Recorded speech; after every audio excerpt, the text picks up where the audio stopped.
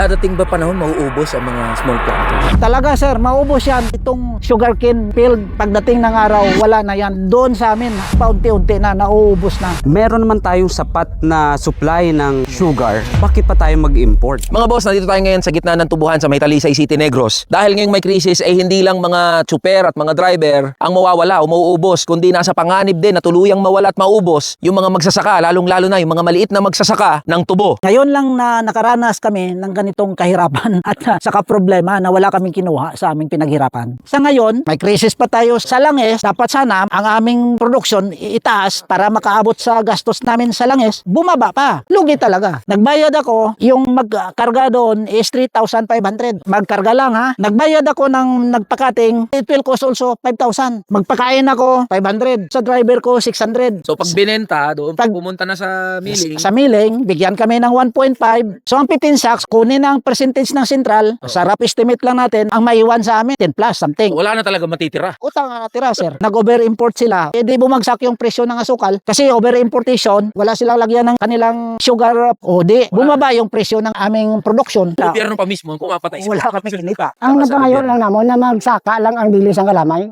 Kaga ang magsaka lang ang atag man sang sentral. Meron naman tayong sapat na supply ng sugar, bakit pa tayo mag-import? Dapat sana yung SRA, i-monitor man nila yung central na dapat i-check din nila yung LKG ng small planters at saka big planters. Kasi mas kawawa kami. Mas malaki ang cost namin sa pagpapagawa namin mga sugarcane. Dapat bigyan talaga ng representative yung mga small planters. Katulad ni Sanson, hindi naman namin yung kilala. Yung mga undesirable dyan na nakaupo sa SRA, lalong-lalo na si Ascona, si Sanson, dapat naalis na sila yan. Wala silang ginagawa o hindi nila kami dinipinsahan sa problema ngayon. Dapat sila ang inasahan namin na makatulong sa amin. Dadating ba panahon mauubos ang mga small planters? Talaga sir, maubos yan kasi yung mga small farmers, subag binibinta na nila yung mga lupain nila kahit hindi pa matured ang kluwa nila. Mawala itong sugarcane field, pagdating ng araw, wala na yan. Doon sa amin, paunti-unti na, nauubos na. Pero yun yung mga boss, itong SRA sa pamumuno ni Administrator Ascona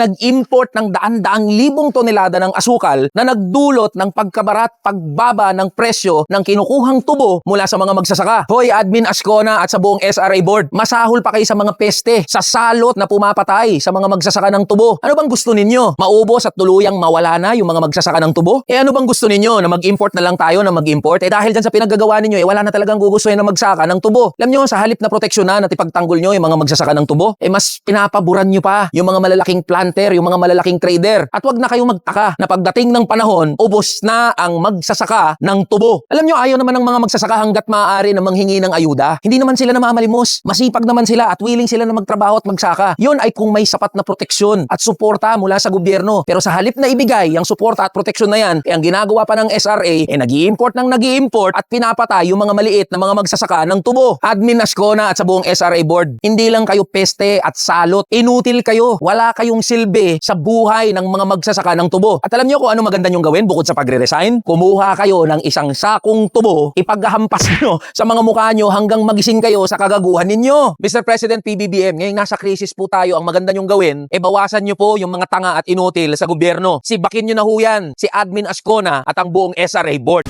Tara na, kamanggagawa.